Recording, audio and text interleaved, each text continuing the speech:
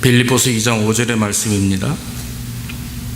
오늘 본문에 나와 있는 말씀 중에 한 부분입니다. 빌립보서 2장 5절에 너희 안에 이 마음을 품으라 곧 그리스도 예수의 마음이니. 자, 본문의 말씀입니다. 2장 5절부터 11절까지입니다. 319페이지 신약성경 319페이지에 있는 빌립보서 2장 5절부터 11절까지 말씀입니다. 너희 안에 이 마음을 품으라 곧 그리스도 예수의 마음이니 그는 근본 하나님의 본체시나 하나님과 동등됨을 취할 것으로 여기지 아니하시고 오히려 자기를 비어 종의 형체를 가져 사람들과 같이 되었고 사람들의 모양으로 나타나셨음에 자기를 낮추시고 죽기까지 복종하셨으니 곧 십자가에 죽으심으로 이름으로 하나님이 그를 지극히 높여 모든 이름 위에 뛰어난 이름을 주사 하늘에 있는 자들과 땅에 있는 자들과 땅 아래에 있는 자들로 모두 무릎을 예수의 이름에 꿇게 하시고 모든 입으로 예수 그리스도를 주라 시인하여 하나님 아버지께 영광을 돌리게 하셨느니라. 아멘. 아멘. 오늘은 이 본문의 말씀을 통해서 예수 그리스도의 마음, 오늘 성경 말씀에 2절에 5절 말씀 보니까 너희 안에 이 마음을 품으라 곧 그리스도 예수의 마음이니 그랬어요. 그래서 우리가 예수 그리스도의 마음을 품는 것이 과연 어떤 것인가 말씀을 통해서 나눠보기를 원합니다. 신앙생활을 하다 보면 많은 일들을 경험하죠. 특히 직장생활을 하거나 학교생활을 하거나 또 가정에서 혹은 교회나 공동체를 통해서 많은 사람들을 만나고 많은 사건들을 경험하게 됩니다. 기쁘고 좋은 일을 경험할 수도 있지만 또 슬프고 어려운 일들을 경험할 수도 있고 시원한 일을 경험할 수 있지만 답답한 마음을 또 경험할 때도 있습니다. 그래서 우리는 늘 고민하죠. 내가 기독교인이면 내가 하나님을 믿는 사람으로서 어떻게 하면 그리스도인 닮을 삶을 살 수 있을까? 아마 사실 이런 고민을 하는 것 자체도 굉장히 은혜로운 것이라 생각을 합니다. 어떤 경우에는 아무리 신앙생활을 하고 교회를 열심히 다니고 믿음이 있다 해도 막상 삶에서 살아가는 그 삶의 여러 가지 모습들에 치여서 그리스도인다운 삶을 보이지 못하는 일들이 참 우리에게도 많이 있습니다. 그러나 우리가 그래도 예수 믿는 사람이라면 어떤 세상적인 고민도 필요하겠죠. 그러나 진짜 고민은 뭐냐면 내가 어떻게 하면 그리스도인 닮은 삶을 살 수 있을까? 내가 어떻게 하면 신앙인의 모습을 가지고 하나님이 기뻐하는 삶을 살 수 있을까 하는 그 고민이 그래도 하나님이 기뻐하시는 고민이 아닌가 이렇게 생각을 합니다.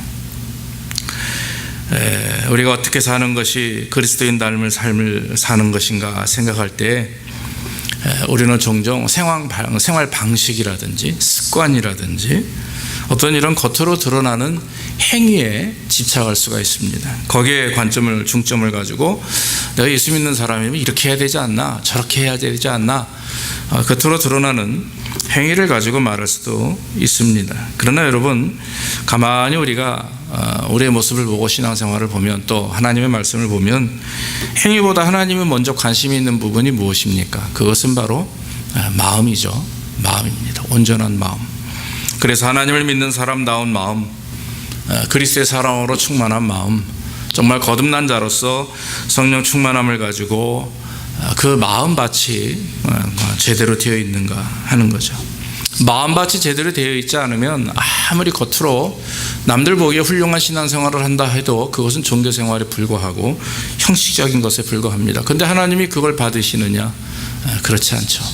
마음을 보시는 주님이기 때문에 우리가 행위보다는 마음을 먼저 받으시고 그 행위가 마음과 연결되어 있느냐를 거기에 관심을 가지고 있는 분이기 때문에 여러분 오늘 우리는 이 바울의 말씀 빌립보 교회를 향해서 말씀하시는 이 바울의 음성을 듣기를 주 이름으로 축원합니다. 그래서 정말 우리가 가져야 될 것이 행위 이전에 어떤 것이냐 바로 그리스도의 마음이라고 하는 거죠.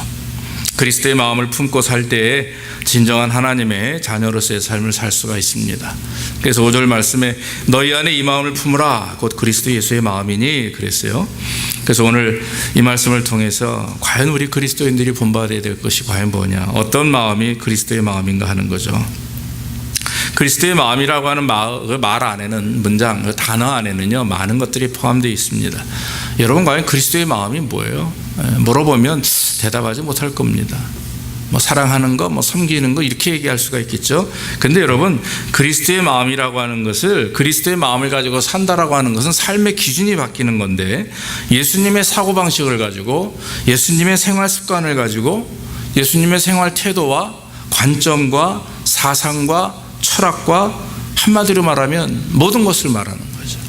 그러니까 그리스도의 마음을 품고 산다라고 하는 것은 그때그때 내가 이런 상황에 처해 있을 때 이렇게 내가 넘어가면 되고 이렇게 대응하면 되고 하는 어떤 이런 단순한 겉으로 드러나는 행위의 결정이 아니라 생활 방식, 사고 방식, 태도, 관점, 사상, 철학, 그다음에 관심, 이런 모든 것이 다 그리스도화 되어야 된다 하는 거죠. 여러분, 우리는 그래서 지금 어려운 것 같지만 내 마음에 그리스도가 충만하면, 그 그리스도의 사랑이 또 마음이 충만하면 그렇게 돼 가요. 나도 모르게 내가 노력하고 의도적으로 행하지 않아도 내 안에 그리스도의 마음에 충만하면 그리스도께서 내 안에서 나를 주장하시기 때문에 내 사고방식이나 내 생활방식이나 내 태도나 관심이나 관점 자체가 주님이 원하시는 방법으로 바뀌게 될 줄로 믿습니다. 그래서 그리스도의 마음을 우리는 품어야 되는 거죠. 우리가 온전한 그리스도의 마음을 품기 위해서 가장 먼저 행할 것이 있는데, 오늘 성경 말씀대로 예수가 누구인가를 알아야 돼요. 예수가 누구인가? 예수가 누구십니까? 아마 질문하면 여러분들 다 대답할 겁니다. 저는 그리스도시요 살아계신 하나님의 아들입니다. 나를 구원자입니다. 뭐 예전에 어떤 친구한테 물어보니까 예수가 뭐냐 그랬더니 밥이다 그러더라고요. 왜 그랬더니만 그 주님 없이, 밥 없이는 살 수 없듯이 자기는 주님 없이 살 수 없다. 뭐 그렇게 얘기하는 목회자 친구도 있었습니다. 예, 다 맞습니다. 자기 신앙 고백에 따라서 예수를 어떻게 표현하고 예수님이 누구신가를 고백할 수가 있습니다. 그러나 성경에서 말하는 예수 그리스도는 우리가 생각하는 어떤 단순한 그런 신앙 고백적인 주님뿐만 아니라 바로 성경에 나와 있는 대로 6절 7절에 뭐라고 그래요? 예수님은 근본 하나님의 본체시나 하나님과 동등함을 취할 것으로 여기지 아니하시고 오히려 자기를 비워 종의 형체를 가져 사람들과 같이 되셨다 그랬어요. 예수님은 하나님과 본체이지만 종의 형체를 입고 사람들과 같이 되어서 이 땅에 오셔서 십자가에 죽으셨다. 신학적으로 우리는 그거는 성육신이라고 합니다. 성육신. 그래서 하나님께서 인간의 몸을 입고 이 땅에 오셨다 하는 말을 성육신이라고 그러죠. 초대교회 당시에는 성육신을 믿지 못하는 사람들이, 이단들이 많이 있었습니다. 그래서 교회를 어지럽히고 성도들에게 혼란을 주는 일들이 많이 있었죠. 바울이 말하는 그는 근본 하나님의 본체시나라고 하는 말의 의미는 예수님의 본질적인 그런, 예수님의 어떤 불변적인 그런 신성을 말씀하고 있는 겁니다. 그러니까 하나님의 본체이시나는 하나님이신 그리스도께서 이 땅에 종의 형체를 가지고 사람의 몸을 입으셨다라고 하는 말은 인성을 품고 이 땅에 오셨다라고 하는 거죠. 그래서 여러분, 우리가 동정녀 탄생이라는 것이 그렇게 중요한 얘기입니다. 남자를 알지 못했던 처녀인 마리아의 몸에 성령께서 그 배에 잉태케 하셔서 정말 사람과 같이 10개월 동안 마리아의 몸에 있다가 이 땅에 나오셨죠. 육신적으로는 요셉과 마리아가 예수님의 어머니와 아버지가 되는 겁니다. 그런데 단 한 가지 다른 게 있습니다. 모든 인간들은, 우리는 엄마와 아빠가 결혼해서 그 다음에 나온 그런, 다시 말하면 원죄라고 하는 죄를 품고 이 땅에 온 그저 혈통적인 자녀에 불과해요. 그러나 예수 그리스도는 성령으로 잉태되었기 때문에, 하나님이 마리아의 몸에 잉태케 하셨기 때문에 원죄를 갖고 있지 않으시죠. 그래서 여러분, 왜 예수님이 그와 같이 성육신 하셔야만 되느냐 하는 문제는 바로 모든 인류의 죄를 구원하기 위해서는 단번에 죽으셔야 돼요. 그래서 죽으셔서 우리의 모든 죄를 사하시고 부활하셔야 돼요. 그러니까 인간은 그렇게 할 수 없습니다. 그러나 예수 그리스도 하나님이시며 또 아들이시며 그 완전한 사람이신 그리스도께서 이 땅에 오셔서 그렇게 행하심으로 말미암아 저 여러분들이 그 예수를 나의 구주로 믿고 섬기는 자들에게는 하나님께서 구원의 은혜를 주시고 저희도 주님처럼 부활의 은혜를 경험할 수가 있다라고 하는 것입니다. 그래서 히브리서 기자는 9장 28절에 이와 같이 그리스도도 많은 사람의 죄를 담당하시려고 단번에 들이신 바 되었다, 그렇게 말씀하고 있는 겁니다. 그러므로 사랑하는 성도 여러분, 저와 여러분들이 예수님의 마음을 본받는다라고 하는 말을 먼저 하고 또 그 본받기 전에 예수가 과연 누군가, 예수님이 나에게 어떤 존재가 되며 그 하나님이신 예수님께서 왜 이 땅에 오셨고 또 왜 예수가 십자가에 죽으셨는가 하는 그런 일반적인 그런 사건, 즉 구원 사역에 대한 그 계획을 우리가 깊이 이해하고 또 마음에 믿고 순종할 때 우리는 그리스도의 마음을 품을 수가 있게 되는 줄로 믿습니다.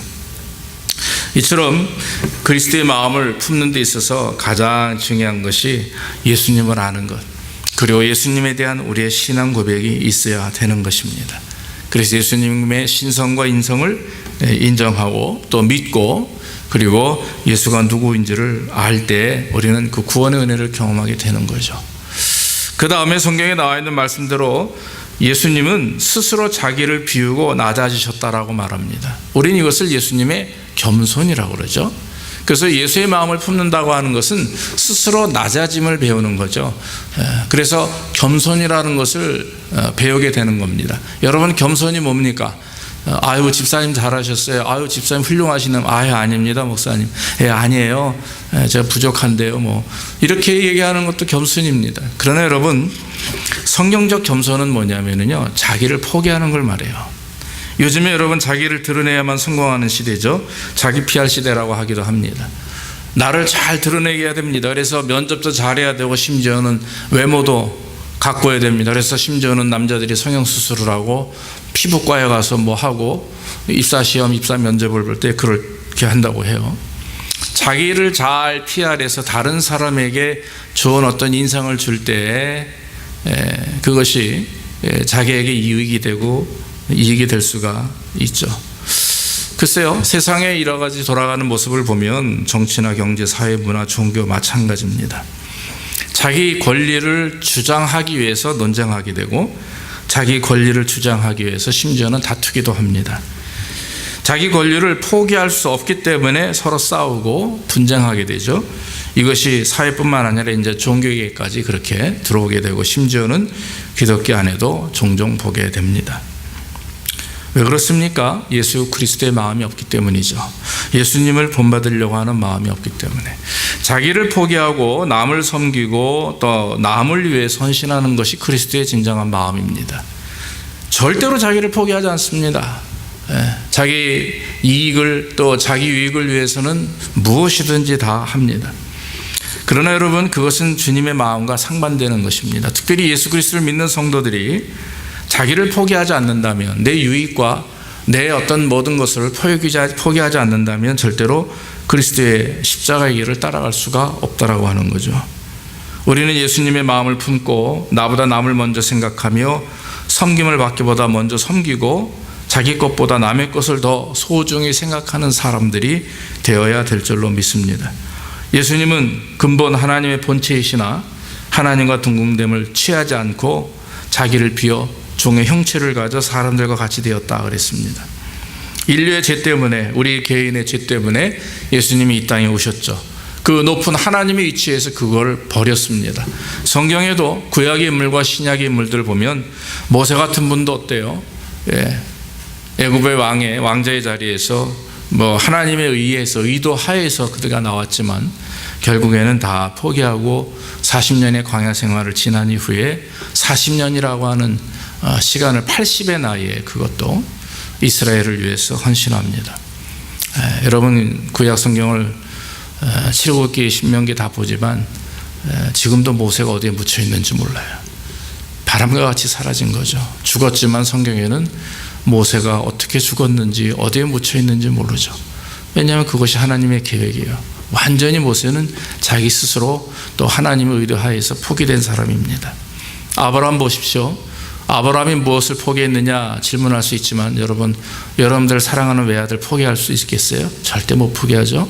그런데 아브라함은 아들 이삭을 하나님을 위해서 포기했습니다. 하나님은 그것을 아브라함의 믿음으로 평가하셨어요. 자, 바울 보십시오. 바울도 하나님의 종으로 모든 것들 자기의 학식과 경험과 재정과 기술과 모든 것들을 다 분투와 같이 여겼다 그랬어요. 정말 변이죠. 거름 같은 것입니다. 그와 같이 여기고 다시는 뒤돌아보지 않고 거들떠보지 않고 하나님을 위해 헌신했다라고 하는 거죠. 성경에 하나님의 종들이 또 하나님을 믿는 성도들이 정말 하나님의 이름에 그리스도의 이름을 높이고 하나님의 사람다운 모습으로 살 때 필수적인 것이 있는데 하나님 원하시는 것은 그것은 자기를 포기하는 것이었습니다. 그래서 여러분, 겸손이라고 하는 것은 단순하게 우리가 말할 수 있는 사실이 아닙니다. 그래서 조금 뒤로 물러설 줄 안다고 해서 겸손한 자라고 말할 수 있습니다만, 그러나 주님이 보시기에 겸손은 자기를 포기하는 것입니다. 이것이 바로 예수 그리스도의 마음이죠. 예수님의 마음은 자신이 하나님의 되기를 포기하고 인간이 스스로 되신 것 자체가 겸손이었고 낮아짐이 없으나 또 반면에 더 나아가서는 그것조차도 다 버리시고 십자가에 죽으셨다라고 하는 겁니다. 여러분, 부모가 자식을 그러니까 한마디로 말하면 부모는 자식을 위해서 포기할 수가 있어요. 자식을 놔두고 부모가 자기 것을 움켜쥐고 자기 체면과 막 그 자존심을 세우고 하는 부모 있어요. 그런 부모라면 글쎄 모르겠어요. 그 사람 진짜 부모인가 싶어. 어디서 자녀 주워오지 않았나 싶어요. 진짜 부모는 포기합니다. 자녀를 위해서. 저도 총각 때는 사역을 하고 전도사 생활을 하고 했지만 잘 몰랐어요. 근데 막상 결혼하고 애비가 되고 나니까, 아빠가 되고 나니까 하나님의 마음을 더 많이 이해하게 됩니다. 왜냐하면 부모님은요 다 포기할 수 있어요. 없어도 있는 것까지 내 장기까지 다 빼어서라도 주고자 하는 것이 부모의 마음입니다. 부모가 만약에 자기 잘 살겠다고 자식 버리고 혼자만 막 자기 원하는 것들을 해 나간다면 그거는 온전한 부모가 아닐 것입니다. 성경에 보니까 정말 하나님께서 인류를 위해서 누구를 버리셨냐면 자기 아들을 버리셨어요. 하나밖에 없는 예수 그리스도 독생자를 버리셨고, 또 그 예수님도 하나님의 뜻, 아버지를 사랑하기 때문에 그 아버지의 뜻을 이루기 위해서, 인류를 구원하고자 하는 그 구원 계획을 이루시기 위해서 스스로 그는 십자가의 길로 가셨다라고 하는 거죠. 그러니까 여러분, 하나님이 첫째 포기하는 자였고 두 번째는 그리스도가 포기하는 자였어요. 자, 그러면 우리가 그리스도를 믿는 하나님의 백성이라 이거예요. 하나님의 자녀랍니다. 그러면은 예수 그리스도를 믿는다면 여러분, 우리에게 있어서 가장 중요한 게 뭘까요? 포기하는 거 아니겠습니까? 그래서 여러분, 저나 여러분이나 우리는 포기할 수 있는 포기하는 훈련을 해야 될 줄로 믿습니다. 그래서 여러분, 자녀뿐만 아니라 가장 포기하기 쉬운 게 아마도 세상의 물질 아닌가 싶어요. 그러나 정말 더 포기하기 어려운 것은 관계 아닙니까? 부자 간에, 자녀 간에 관계 속에서 포기한다는 거, 그거 쉬운 일이 아닌데 우리 하나님은 우리를 위해서 자기 아들을 포기하셨다고 하는 거죠.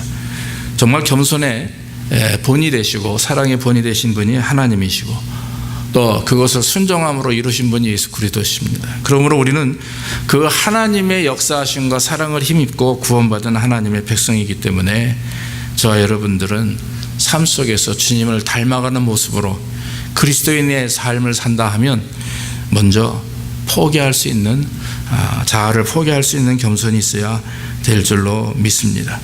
자기를 비워 종의 형체를 가졌다라고 하는 것, 그 비운다는 말은 통 안에 있는 물을 스스로 엎어버린다라고 하는 뜻입니다. 비워버린다라고 하는 거죠.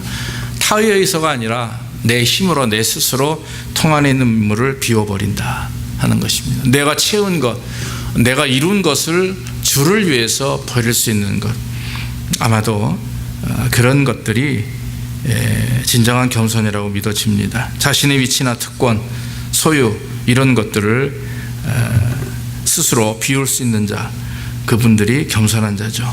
사랑하는 여러분, 우리는 삶 가운데서 여러 가지 공동체 안에서 생활하고 있습니다. 사회, 교회, 가정, 그 외에도 많은 공동체에서 우리가 살아가고 있습니다. 이 가운데 예수 그리스도의 마음을 품어야 진짜 우리는 거기서 빛이 날 수가 있어요. 혹시 나를 포기할 때 사람들의 손가락질이 있을 수도 있죠. 비아냥거림이 있을 수도 있어요. 네가 뭔데, 네가 뭐 성인 군자라도 돼? 뭐 예수 믿으면 다 그렇게 해야 되는 거야? 뭐 저도 그런 소리 들어봤어요. 목사면 다 그런 거야? 뭐 이러면서. 하지만 여러분, 우리가 하나님의 사람으로서의 그런 내 믿음을 지키고 하나님 앞에 서 있음을 내가 스스로 고백할 때 우리는요, 그런 것들을 비울 수 있는 힘을 하나님이 주신다고 믿습니다. 내 스스로는 어렵겠죠. 아직까지도 내가 놓지 못하는 것들이 있을 수 있어요. 그러나 내 힘이 아니라 하나님의 능력으로, 하나님의 은혜로 내가 서 있기 때문에 그 하나님을 믿고 하나님의 은혜를 사모하면 우리는 포기할 수 있다고 저는 믿어집니다. 분명히 하나님께서 역사하실 것이고, 그렇게 스스로 겸손을 찾는 성도들에게 하나님은 그 외의 것으로도, 아니 더 하나님의 영광을 드러내는 그런 축복과 은혜를 경험하게 될 줄로 믿습니다. 성경의 마지막으로 말씀하는 것이 예수님은 자기를 낮추시고 십자가에 죽기까지 복종하셨다라고 그랬어요. 여러분, 이것이 예수의 마음입니다. 어느 신학자가 그런 말을 합니다. 예수님의 생애의 특성은 세 가지다. 겸손과 복종과 헌신이다. 이렇게 말을 했습니다.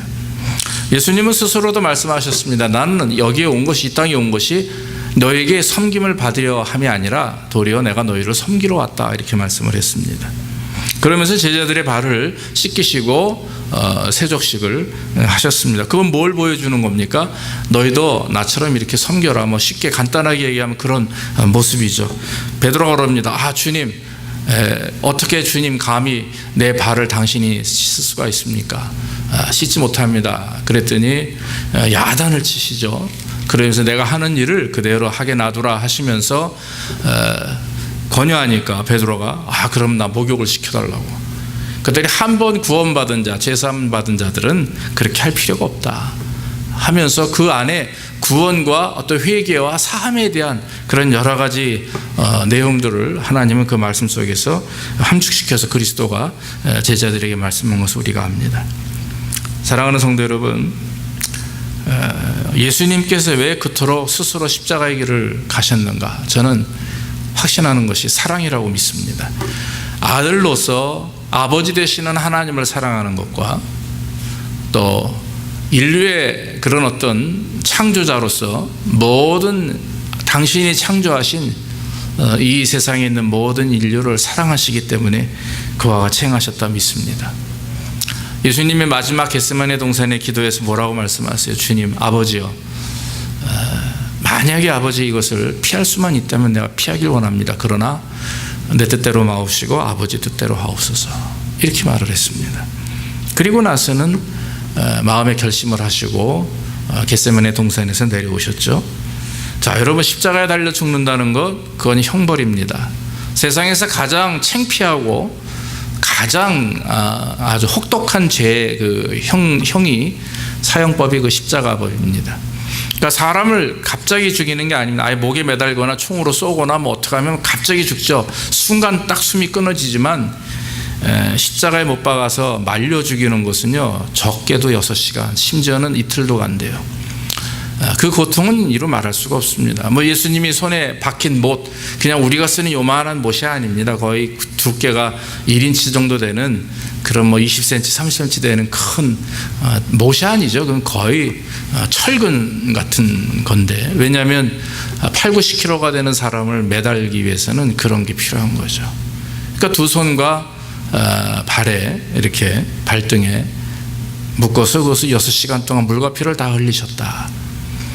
매달려 있는 것도 못해서 심지어는 와가지고 옆구리에 창을 찔리고 허리에는 가시면류관으로 푹 찍어 눌러서 정말 우리가 상상할 수 없는 고통을 당하셨다라고 하는 거죠. 왜 주님이 그런 고통을 당하셨냐라고 하는 거예요. 영화에서 아무리 비참하고 처참하게 표현하려고 해도 사실 여러분 그거 당해보지 못한 사람은 몰라요. 여러분 그 손톱 밑에 이렇게 베어 보셨죠? 가시에 찔러 보셨죠? 얼마 전에 저도 일하다가 여기 가시가 하나 있는데 지금 4주가 지났는데 아파요. 지금도 이 안에가 골 맞는지. 그런데 하물며 이 가시 하나 찔려도 이렇게 아픈데 그런 못으로 팔과 다리를 사정없이 찔려서 매달리는 것이 쉬운 일이 아니죠. 그거는 그리스도만이 하실 수 있는 일입니다. 여러분, 이유가 뭡니까? 첫째, 하나님을 사랑하기 때문에, 아버지 되시는 하나님을 사랑하기 때문에 스스로 순종하신 것이고, 두 번째는 우리를 사랑하셔서 저와 여러분들을 사랑하시기 때문에 죄 가운데서 헤매이며 지옥 갈 수밖에 없는 그 영혼들을 위해서 내가 죽어야 저가 구원받으니까, 내가 죽어올 때에 모든 내 사랑하는 자녀들이 구원받기 때문에, 그렇기 때문에 예수님이 스스로 십자가에 달려 돌아가셨다라고 하는 거죠. 그래서 여러분, 우리가 죽기까지 복종할 수 있는 방법은 있어요. 딱 한 가지 말씀드리면 사랑입니다. 할렐루야. 사랑이 있으면 됩니다. 그러니까 하나님을 사랑하고 이웃을 사랑하고 성도를 사랑하고 가족을 사랑하면 죽기까지 복종할 수가 있어요. 왜냐하면 그 사랑은 내 사랑이 아니에요. 예수 그리스도의 사랑이 되기 때문에. 그래서 여러분, 우리가 가지고 있는 인간적인 필레오나 스톨게나 에로스나 이런 인간이 품을 수 있는 사랑을 가지고 사랑한다라고 하는 것은, 그것은 제한적입니다. 언젠가는 그것 때문에 배신당하고요, 그 사랑 때문에 마음 아파하고 고민하고 막 그럴 수가 있어요. 그러나 아가페, 즉 하나님 우리를 사랑하신 것처럼 이런 죽기까지 내 목숨을 내어놓기까지 사랑할 수 있는 사랑하는 마음을 품는다면 우리 스스로는 불가능하지만 내 안에 그리스도로 충만하고 성령 충만해서 하나님을 믿는 믿음으로 그 내 안에 그리스도의 마음이 충만하다면, 그 사랑이 있다면 우리는 성공합니다. 어떤 성공을 합니까? 첫째, 예배에 성공합니다. 왜냐하면 예배 자체가, 여러분 지금 오늘 교회 오셨는데 얼마나 여러분들의 마음속에 하나님을 사랑하는 마음을 가지고 오셨어요. 그거면 됩니다.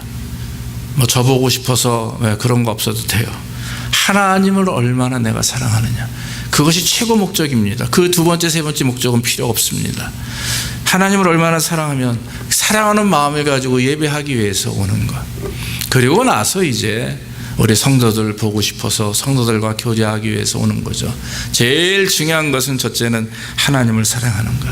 하나님을 사랑하는 마음으로 예배하면 예배가 성공하고 예배에 기쁨이 있고 감사가 있습니다. 그리고 성도들과의 관계 속에서도 그 하나님을 사랑하는 마음을 가지고 그대로 성도를 사랑할 때 우리는 사랑할 수가 있는 거죠. 사랑은 주는 것입니다. 사랑은 받는 것이 아니죠. 사랑이 없다라고 하는 많은 사람을 보면은요, 사랑하질 않아요. 그러나 사랑한다, 사랑이 있다, 사랑하다 그러면 그 사람은 꼭 사랑하는 분입니다. 얼마나 귀한지 몰라요. 사랑하는 성도 여러분, 사랑이 있을 때 진정한 예배가 이루어지고, 사랑이 있을 때 진정한 관심과 봉사와 헌신이 이루어지게 되는 것입니다. 예수 그리스도께서 하나님을 사랑하기 때문에, 또 우리를 사랑하셨기 때문에 스스로 죽기까지 복종하셨는데, 그것이 십자가의 죽으심이라 바울이 고백한 것처럼 저와 여러분들이 그리스도의 마음을 품는다고 하는 것은요, 사랑을 품는 거예요. 사랑을 품는 것, 그것이 가장 중요한 것입니다. 예수의 마음을 품는 것은 사랑으로 바뀌게 됩니다. 미움이 사랑으로 바뀌어요. 예수의 마음을 품게 되면 우리의 삶이 완성되고, 심지어는 예배와 우리 인생 자체가 하나님이 기뻐하는 인생으로 바뀌게 되는 것입니다. 사랑이 없는 예물, 사랑이 없는 예배, 사랑이 없는 찬양과 기도와 헌금과 봉사, 이런 것들은 하나님이 기뻐 받으시는 것이 아닙니다. 오늘 이처럼 예수 그리스도의 마음을 품고 살아가는 사람들에게 하나님은 복을 주십니다. 오늘 본문의 10절로 11절 말씀 보니까 9절부터 하나님이 예수 그리스도를 어떻게 높이시냐면, 모든 위에 뛰어난 이름이 되게 하셨고, 또 모든 사람들이 예수의 이름 앞에 무릎 꿇게 하셨고, 모든 사람들이 입으로 예수 그리스도를 주라 시인하게 하셨다, 이렇게 말씀합니다. 그렇게 십자가에 자기 종의 하늘의 보좌를 내려놓으시고 종의 형체를 입고 사람의 몸을 입고 이 땅에 오셔서 십자가에 죽으시고 부활하시니까 하나님이 예수님을 통해서 그렇게 큰 영광을 돌리게 하셨다라고 하는 거죠. 우리 이름이 세상에 알려지고 우리 앞에 누가 무릎을 꿇고 우리를 주라고 시인한다라고 하는 말이 아닙니다. 우리가 여러분 받을 수 있는 최대 축복은 뭐냐면 이 땅에서 천국과 같이 사는 거예요. 믿습니까? 우리는 이 땅에서도 천국처럼 살 수가 있어요. 천국처럼 기쁨으로 살 수 있고, 부족하지만 부족함을 못 느껴요. 없지만 없음을 못 느끼고, 아프고 고통스럽지만 그 아픔과 고통을 못 느껴. 왜? 내 안에 그리스도로 충만하니까. 그 고통이 나에게 어떻게 보면 은혜가 되고 축복이 돼요. 그 없음이, 부족함이 나에게 더 절제하게 되고 내 스스로 돌아보게 되고, 이런 내 마음에 그리스도가 있게 되면 뭐가 바뀐다 그랬습니까? 관점과 시각이 바뀌어요. 그러다 보니까 그 삶의 인생이 다른 사람이 볼 때에도 정말 뭔가 나와는 멀리 구별되어 있는 인생을 사는구나라고 하는 그런 느낌을 얻게 되는 거죠. 저는 이것이 축복이라고 믿습니다. 그래서 이 땅에서도 천국과 같은 인생을 사는 거예요. 그러니 여러분, 천국 가면 얼마나 잘 살겠어요. 그러니까 하나님의 자녀들, 특히 우리 사랑하는 집사님들의 자녀들이 또 하나님 앞에 복을 받아서 우리 엄마 아빠가 저렇게 사는데도 우리 집은 날마다 행복하고 기쁨이 넘치고 감사가 넘쳐 천국 같았어. 그러면 그 아이들이 그걸 그대로 보고 자기도 모르게 몸에 배어서 그 삶을 그렇게 이루어나가는 거예요. 그것이 여러분 성경 진리고 그것이 순리입니다. 그러므로 사랑하는 성도 여러분, 오늘 그리스도의 마음을 본받기를 주의 이름으로 축원합니다. 그래서 먼저 예수님을 시인하고 예수님의 인성과 신성을 믿고, 또 예수님이 포기했던 것처럼 내 모든 것을 포기할 수 있어야 되고, 죽기까지 복종함으로 주의 십자가의 길을 걸었던 것처럼 우리가 그것이 사랑인 줄 아니까 하나님을 사랑하고 또 주님을 사랑하고 그 사랑이 내 안에 충만해서 내 사랑하는 주변의 모든 가족들과 성도들, 심지어는 우리를 해하는 원수까지도 사랑할 수 있는 마음이 있을 때 우리는 이 땅에서 천국의 삶을 살게 되는 것입니다. 이런 축복이 저와 여러분들에게 있기를 주의 이름으로 축원합니다. 기도하겠습니다. 하나님 아버지, 감사합니다. 예수 그리스도의 마음을 품기를 원합니다.